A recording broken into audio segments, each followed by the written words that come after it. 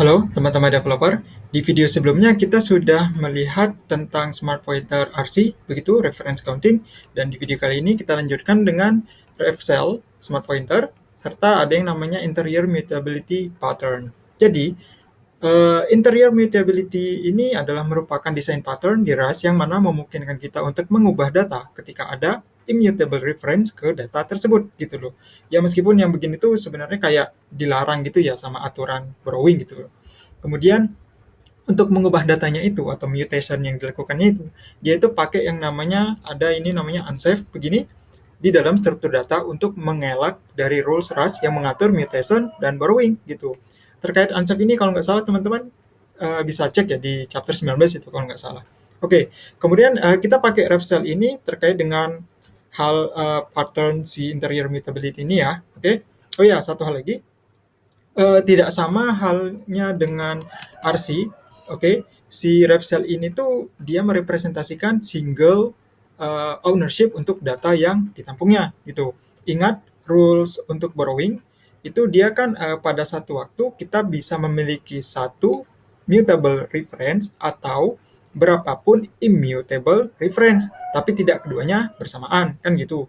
Juga reference haruslah selalu valid kan begitu rulesnya. Nah, rules ini tuh kalau di box yang ini, box type ini, dan reference gitu, diberlakukannya kan pada waktu compile, iya kan? Tapi kalau si ref cell ini diberlakukannya itu di runtime program gitu loh. Simpelnya kayak antara compile error ataupun panic exit program gitulah seperti itu. Jadi si ref cell ini tuh apa ya? Berguna sih ketika program atau coding kita buat itu sudah benar gitu kan ngikutin rules dari borrowing misalnya, tapi si compilernya nggak begitu yakin lah dengan program atau kode kita seperti itu. Nah, juga sama halnya dengan RC type ini, si RefCell ini itu apa ya digunakan untuk single threaded ya, tapi nanti di chapter 16 kita coba lihat deh kasus terkait dengan multi threadednya begitu.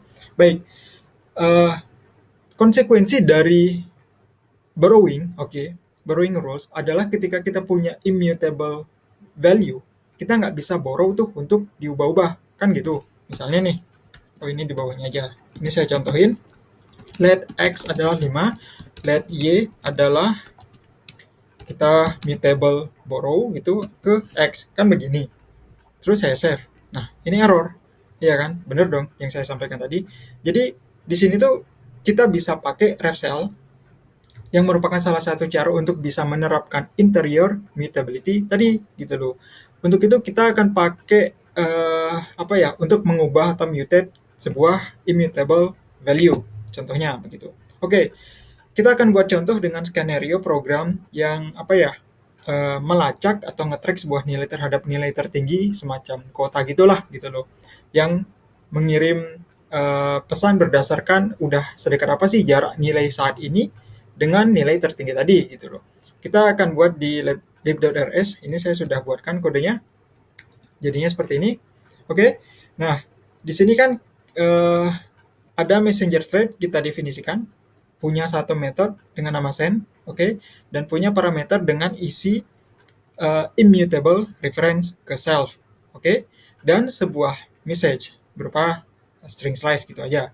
Kemudian juga kita buat di bawah sini ya, mana deh? Nah ini method set value untuk limit tracker struct, oke, yang nggak mereturn apapun, oke, dan isi apa ya metodenya juga simpel banget sih pakai if else begini kan.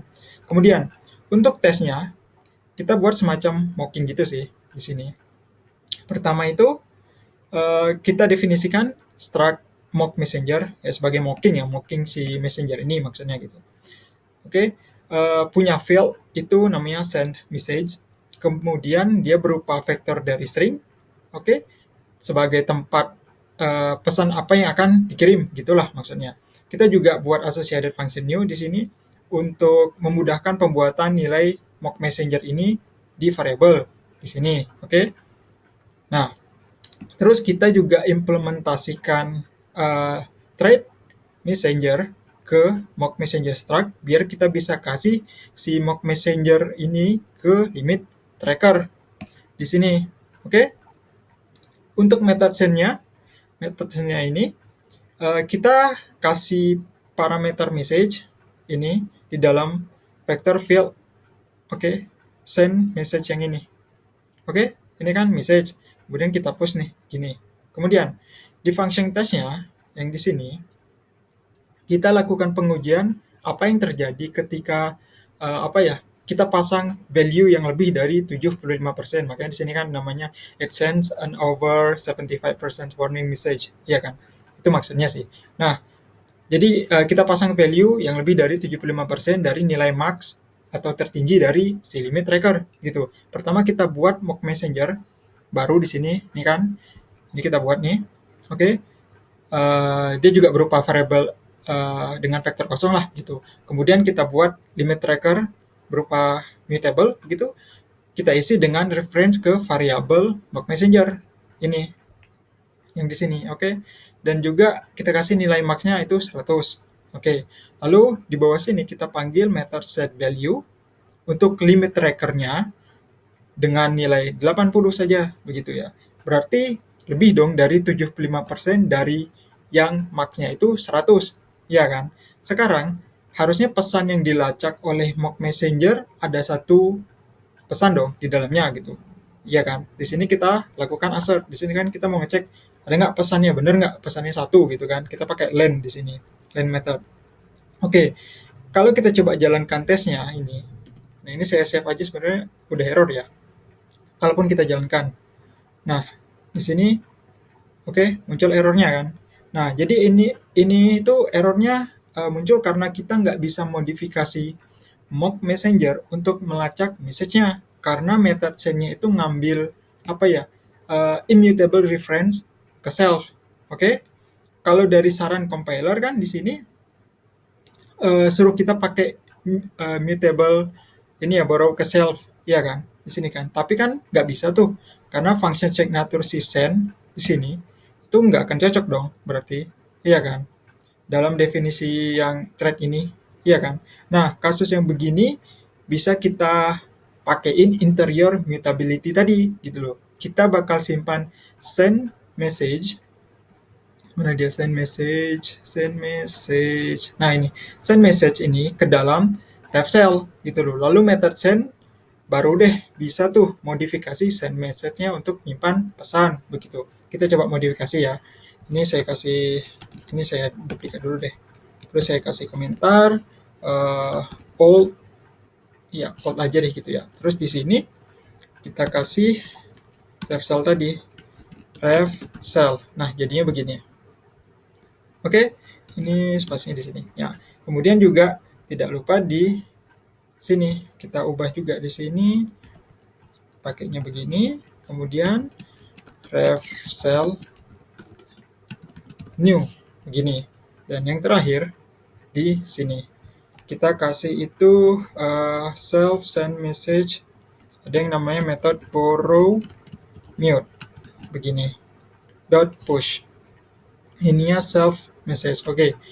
Kemudian yang terakhir di bawah sini kita panggil dia borrow method di sini. Oke. Nah, ini saya save. Oh ya, maaf, ada yang ketinggalan. Ini kan belum dimasukin, mana dia di sini. Use std cell ref cell. Nah, ini semicolon. Oh, maaf, ini kurang. Nah, begini. Oke. Jadi, field send message. Mana send message? Nah, field send message sekarang bertipe ref cell vector dari tipe string maksudnya, tipe string gitu ya, bukan lagi vector string yang biasa yang old yang ini. Oke.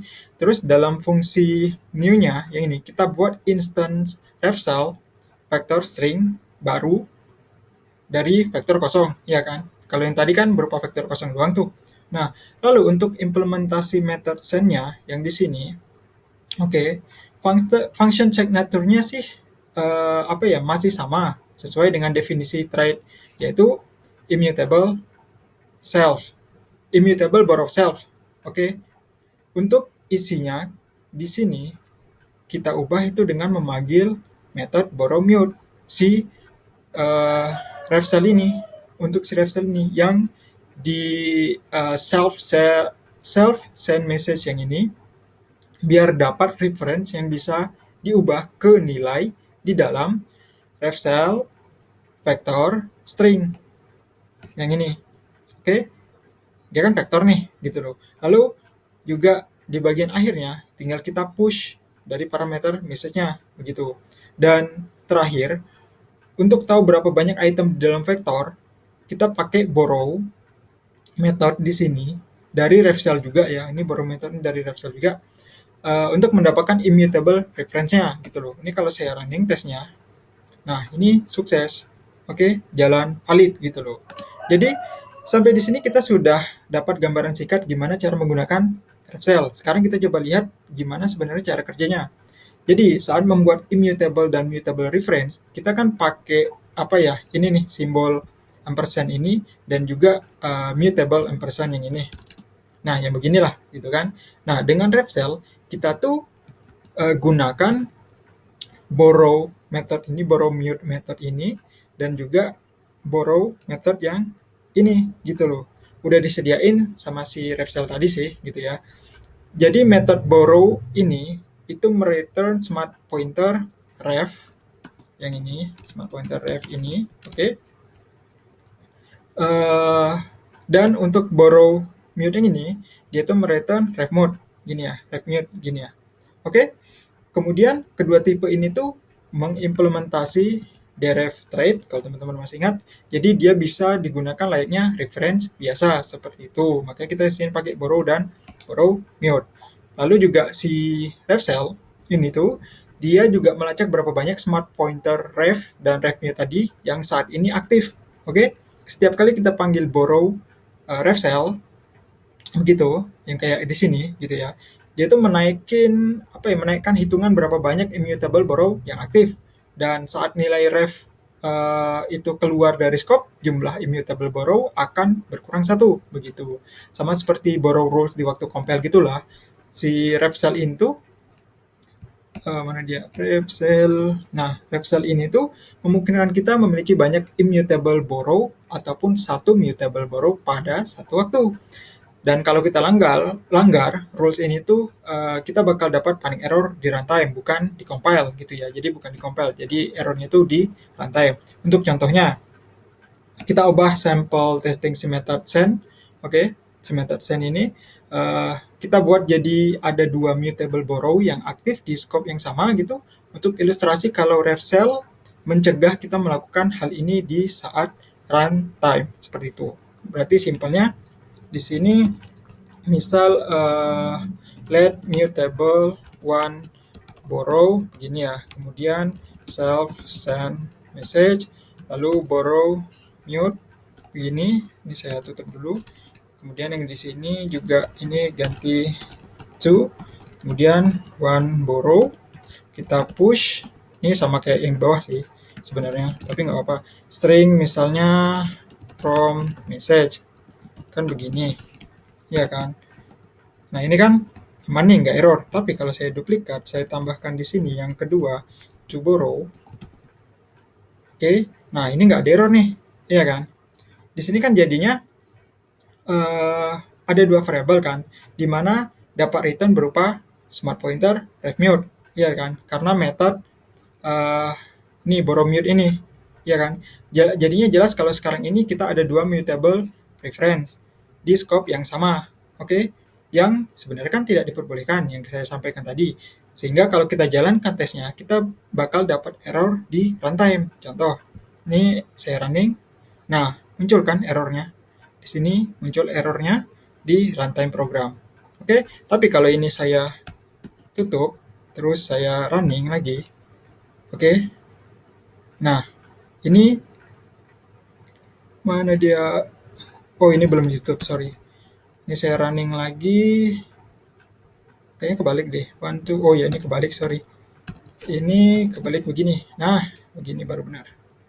Sip. Nah, gini dia langsung valid lagi testingnya begitu. Jadi intinya kita nggak bisa punya dua seperti itu ya. Kita akan dapat panic error begitu loh. Ya beginilah cara RevCell menghandle kalau ada pelanggaran borrowing rules di runtime seperti itu. Juga cara umum untuk menggunakan RevCell ini adalah dengan kombinasi si RC type itu. Kalau teman-teman masih ingat, kan RC type itu memungkinkan kita memiliki beberapa data owner kan, tetapi hanya memberikan immutable access ke data itu. Dan kalau kita punya RC type yang menampung RevCell gitu, kita bisa tuh mendapatkan nilai yang bisa memiliki banyak owner dan bisa diubah-ubah gitu. Jadi kita pakai contoh cons list sebelumnya deh. Oke. Di sini ya kita buat di sini aja, di main RC aja. Jadi si RC type-nya hanya nampung immutable value. Oke. Jadi ini saya buat dulu deh di sini. Jadinya yang pertama itu ada, kalau nggak salah, let value ya. Kemudian RC new begini. Kemudian ref cell jadinya begini. Oh belum. Di sini new 5 di sini. Kemudian di sini kita buat derive. Di sini ada debug. Lalu di sini enum list. Kemudian cons, kemudian RC, lalu dia adalah ref cell, kemudian di sini i32. Nah, di sini adalah RC dari si listnya, dan di sini adalah nil.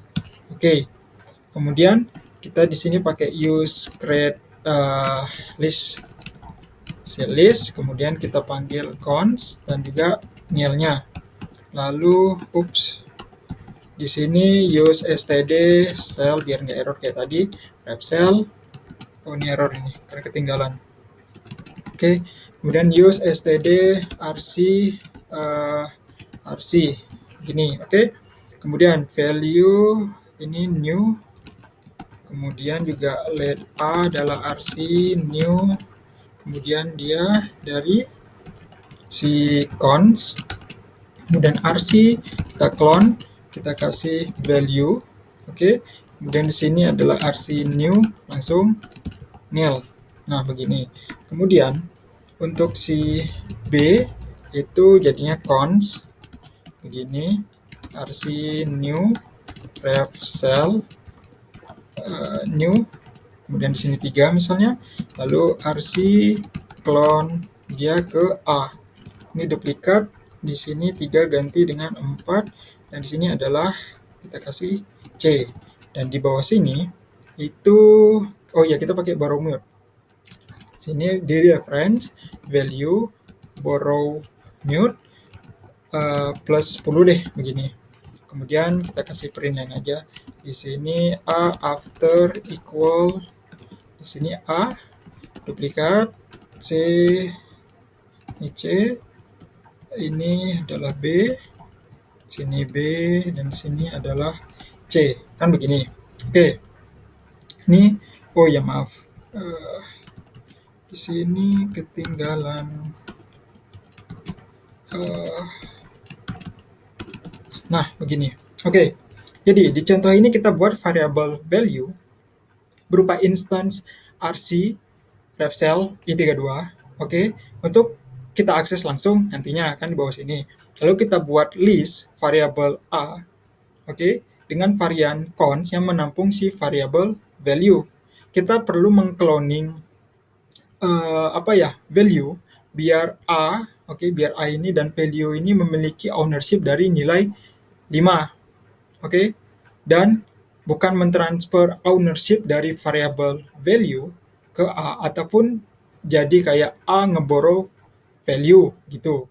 Sekarang setelah kita buat list di A, B, C, yang ini tuh, kita mau ngubah nilai variable value ditambahkan 10 kan gitu. Ya kan? Kita lakukan dengan memanggil di sini borrow mute untuk variable value. Yang mendireference di sini RC, RC type ke dalam nilai ref cell. Seperti itu. Dan method borrow mute akan mereturn smart pointer ref mute yang ini, ingat.